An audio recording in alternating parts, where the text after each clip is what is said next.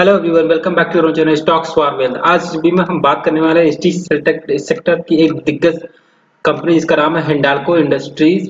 तो कंपनी ने अपने फाइनेंशियल क्वार्टर 4 के नंबर डिस्क्लोज कर दिए हैं अभी कुछ देर पहले। तो चलिए देख लेते हैं नंबर्स किस प्रकार रहे हैं। तो सबसे पहले बात कर लेते हैं डिविडेंड की। तो कंपनी ने अपने शेयर होल्डर्स के लिए लगभग ₹3.50 का डिविडेंड का अनाउंसमेंट किया है। ₹3.5 के डिविडेंड का अनाउंसमेंट किया है। चलिए ये डिविडेंड की बात हो गई, चलिए बात कर लेते हैं कंपनी ने कितना प्रॉफिट और कितने सेल्स रहे हैं, ये सारी चीजें डिस्कस करने वाले हैं। तो पिछले क्वार्टर से कंपेरिजन किया जाए तो पिछले क्वार्टर में कंपनी के टोटल जो सेल्स आए थे 55,857 करोड़ रुपए के आसपास। वहीं इस बार सेल्स इस बार आए हैं 55,994 करोड़। तो almost year on year basis पे देखा जाए सेल्स जो है 0% की बढ़ोतरी हुई है, ऑलमोस्ट फ्लैट रहा है। अब पिछले क्वार्टर से कंपेरिजन किया जाए तो 52,808 करोड़ रुपए से सेल्स बढ़कर के हो गए हैं 55,994 करोड़ रुपए। तो क्वार्टर क्वार्टर बेसिस पे हिंडाल्को इंडस्ट्रीज के सेल्स में ऑलमोस्ट 5% का जंप देखने को मिल रहा है। बात कर लेते हैं नेट प्रॉफिट की। तो जहां पिछले साल नेट प्रॉफिट थे 2,411 करोड़ रुपए और पिछले क्वार्टर की बात करें तो पिछले क्वार्टर में जो नेट प्रॉफिट थे वो 2,331 करोड़ रुपए। तो और इस बार आए हैं 3,174 करोड़ रुपए।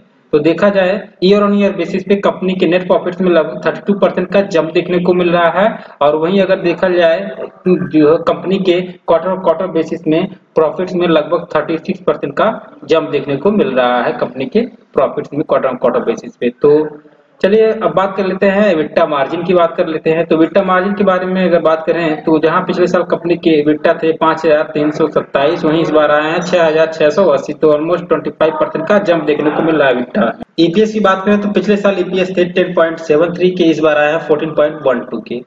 और पिछले क्वार्टर से कंपेरिजन किया तो 10.37 रुपीज के ईपीएस थे। तो ईपीएस में भी ऑलमोस्ट 32% का शानदार jump quarter quarter year on basis पे देखने को मिल रहा है। तो ओवरऑल देखा जाए रिजल्ट काफी शानदार रहे हैं, चाहे ईयर ऑन ईयर बेसिस पे कंपेरिजन किया जाए चाहे क्वार्टर और क्वार्टर बेसिस पे कंपेयर किया जाए, दोनों फ्रंट पे कंपनी ने अच्छे रिजल्ट पोस्ट किए। चलिए देख लेते हैं कंपनी के मार्जिन किस प्रकार के मार्जिन रहे हैं। तो मार्जिन की बात करें तो ऑपरेटिंग प्रॉफिट से मार्जिन की बात करें तो पिछले साल कंपनी के जो मार्जिन थे 10%, जो अगर की बढ़ करके आए हैं इस बार 12% के मार्जिन। तो 2% के मार्जिन में इजाफा देखने को मिल रहा है। पिछले क्वार्टर से कंपेरिजन किया जाए तो 11% की मार्जिन बढ़ करके हो गए हैं 12% के मार्जिन। तो ओवरऑल देखा जाए मार्जिन के फ्रंट में भी कंपनी ने अच्छा परफॉर्मेंस किया है। तो चलिए एक बार देख लेते हैं कंपनी के फंडामेंटल्स के बारे में। तो सबसे पहले बात कर लेते हैं मार्केट कैप की।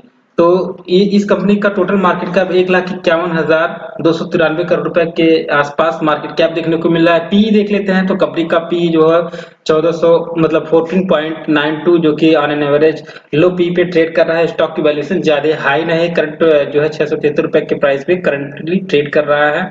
आरओसी की बात करें तो ऑलमोस्ट जो है 11.2% की आरओसी देखने को मिल रही है। वहीं आरओई की बात करें तो ऑलमोस्ट 10.09% की आरओई देखिए। डेट इक्विटी रेशियो की बात करें तो ऑलमोस्ट डेट फ्री कंपनी है, 0.53% की डेप्थ देखने को मिल रहा है। चलिए बात कर लेते हैं इसमें इन्वेस्टर्स किस प्रकार से इन्वेस्टेड हम वो देख लेते हैं। तो इन्वेस्टर्स की बात करें तो प्रोमोटर्स की बात करें तो प्रोमोटर जहां जो करंट टाइम में इनकी होल्डिंग्स जो है 34.65% की प्रोमोटर होल्डिंग्स है। एफआईआईस की बात करें तो एफआईआईस जहां पिछले क्वार्टर में 27.89% की होल्डिंग्स थी, वहीं इस बार जो इस क्वार्टर में घट करके 26.82% की होल्डिंग्स दिख रही है। बात करें डीआईएस की तो डीआईएस की होल्डिंग पिछले क्वार्टर में 25.06% की थी, जो कि थोड़ा सा इंक्रीज किया है अपनी होल्डिंग्स को। डीआईएस ने 25.64% की होल्डिंग्स हो गई है। गवर्नमेंट के पास ऑलमोस्ट 0.35% का स्टेक है। बात करें जो है पब्लिक के पास तो पब्लिक के पास ऑलमोस्ट 12.08% की होल्डिंग्स देखने को मिले हैं और अदर्स के पास 0.06% की होल्डिंग देखने को मिले। तो ओवरऑल देखा जाए लगभग जो है 88% की शेयर होल्डिंग स्ट्रॉन्ग हैंड्स में देखने को मिले, जो कि कभी किसी भी स्टॉक्स के लिए किसी भी कंपनी के लिए एक अच्छा इंडिकेटर माना जाता है। जितने से ज्यादा होल्डिंग स्ट्रॉन्ग हैंड्स में देखने को मिली, जितने से ज्यादा कम पब्लिक भी देखने को मिलेगी। तो ओवरऑल देखा जाए इसके फंडामेंटल्स काफी स्ट्रॉन्ग है, इनका बिजनेस हो अक्रॉस द वर्ल्ड जो एक्सपेंडेड है। यह है कंपनी हिंडाल्को कंपनी के 1 टाइम फ्रेम पे स्टॉक का चार्ट। और टेक्निकली अगर देखा जाए तो कंपनी ने अपने शेयर होल्डर्स को पिछले एक साल में ऑलमोस्ट 66% का शानदार रिटर्न दिया है। और ये जो है मेटल सेक्टर की कंपनी है, तो मेटल सेक्टर में इस समय बूम देखने को मिल रहा है। सभी मेटल सेक्टर अच्छा परफॉर्मेंस कर रहे हैं, इसमें ये भी जो है पार्टिसिपेट किया है अच्छे से।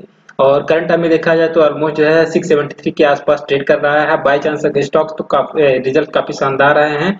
अगर इस स्टॉक्स के लगभग 700 का लेवल यदि क्रॉस करता है तो ऑलमोस्ट 730 से लेके 750 तक का लेवल देखने को मिल सकता है, ये मेरा व्यू है। और बाई चांस अगर कुछ बियर मार्केट आता है और कुछ गिरावट हो तो ऑलमोस्ट इसके पास पहला सपोर्ट जो देखने को मिल रहा है 650 का, और उसके बाद में जो अगर ये 650 ब्रेक होता है तो ऑलमोस्ट 600 के आसपास इसका सपोर्ट देखने को मिल रहा है। तो ये मेरा कोई बाई और सेलिंग का रिकमेंडेशन नहीं है, और I am not a SEBI registered advisor. Do consult your financial advisor before making any kind of fresh investment in this particular stock. So friends, ये वीडियो आपको अच्छी लगी है, do like the video and do subscribe my channel and press the bell icon to get the latest information. Thank you for watching. तब तक के लिए मिलते हैं नेक्स्ट वीडियो में, बाय बाय।